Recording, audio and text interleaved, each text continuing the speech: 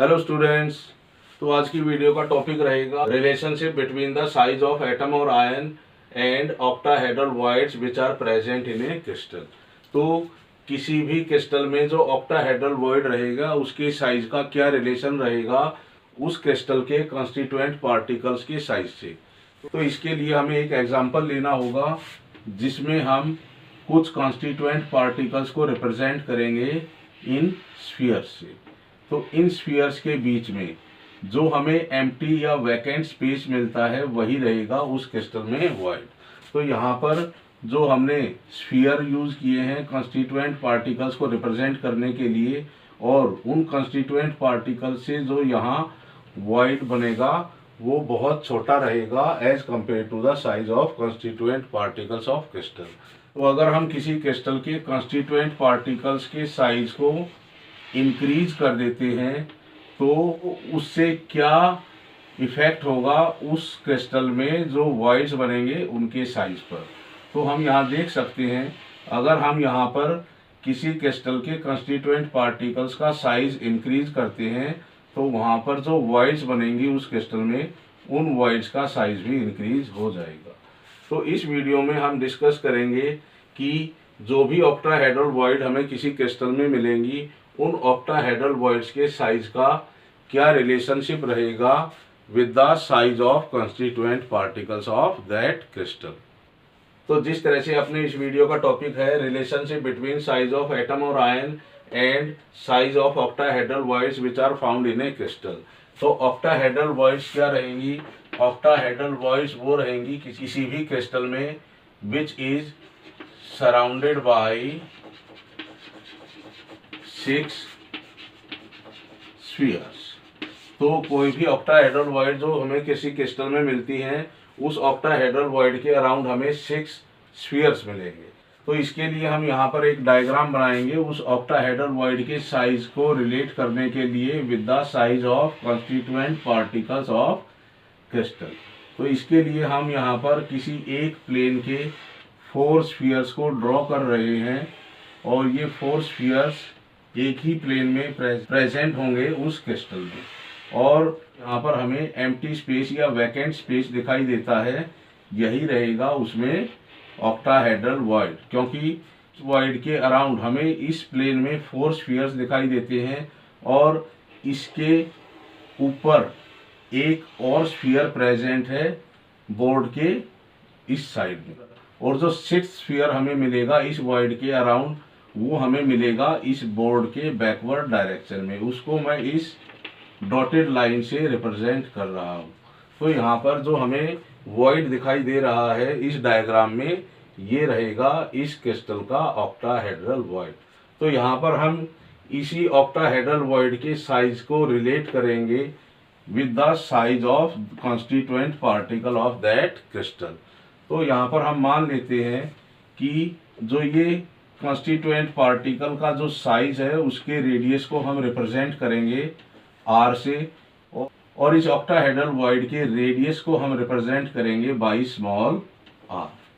तो इस capital R का इस स्मॉल r के साथ क्या रिलेशन है, इसी रिलेशन को हम इस वीडियो में डिराइव करेंगे। तो यहाँ पर मैं इन स्फीयर्स के रेडियस को रिप्रेजेंट करूँगा। तो जो ये स्फीयर है जो कॉन्स्टिट्यूएंट पार्टिकल को रिप्रेजेंट करता है इसका रेडियस है कैपिटल R।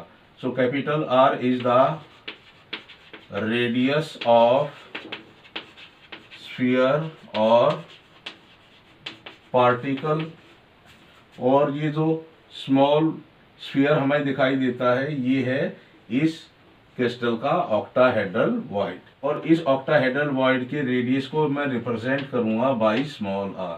तो स्मॉल r रिप्रेजेंट करता है रेडियस ऑफ ऑक्टाहेड्रल वॉइड। तो किस तरह से हम इस रिलेशन को डिराइव करेंगे between the radius of octahedral void and radius of sphere.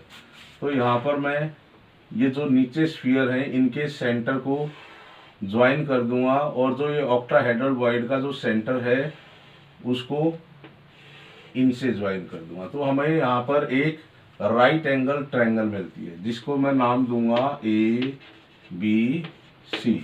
तो जो ट्रायंगल ABC है वो एक राइट एंगल ट्रायंगल है।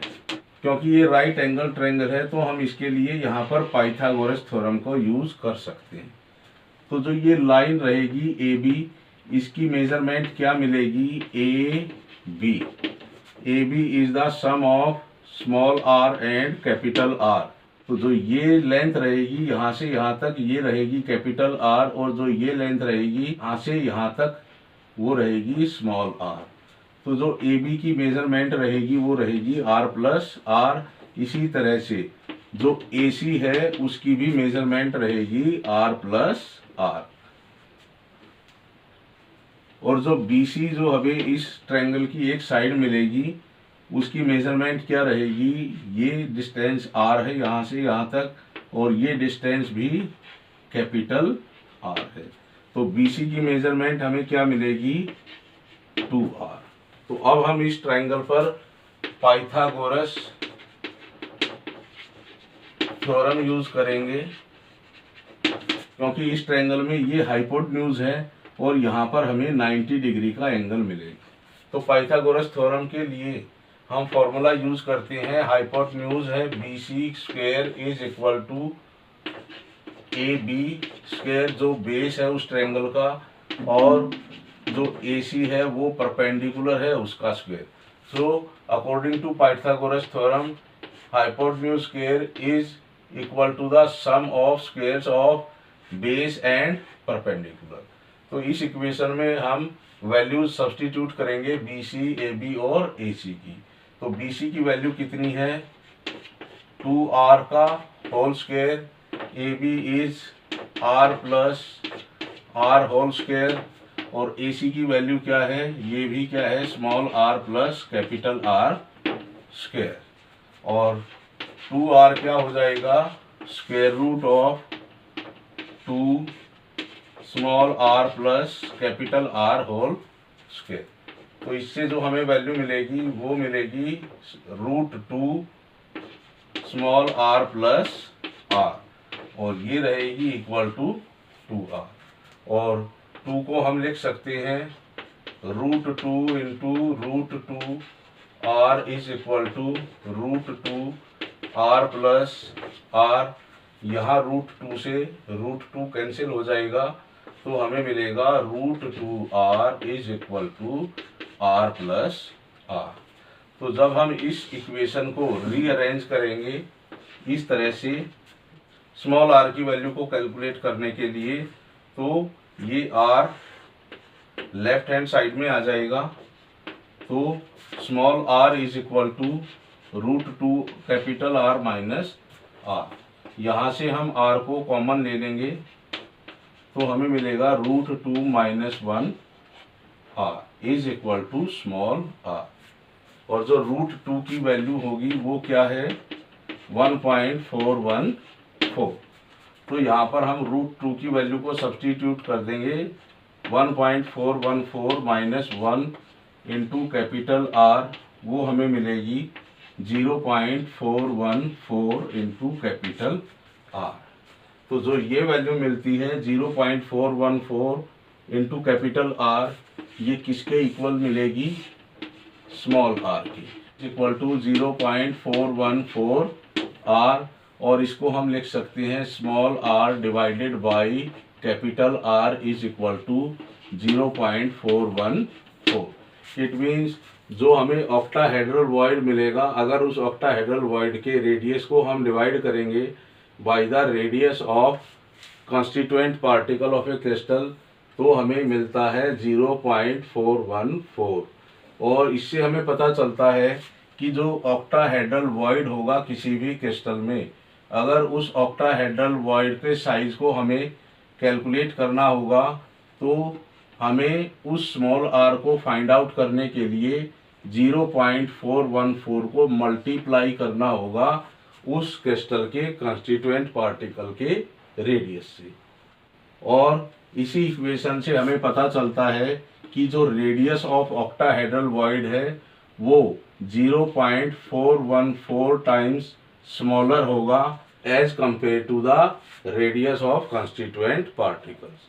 तो कोई भी ऑक्टाहेड्रल वॉइड हो किसी भी क्रिस्टल में, उसमें जो ऑक्टाहेड्रल वॉइड का साइज रहेगा वो 0.414 टाइम्स स्मॉलर मिलेगा as compare to the size of constituent particle of a crystal. तो न्यूमेरिकल प्रॉब्लम्स में हमें इसी फॉर्मूले का यूज करना होगा टू फाइंड द रेडियस और साइज ऑफ ऑक्टाहेड्रल वॉइड।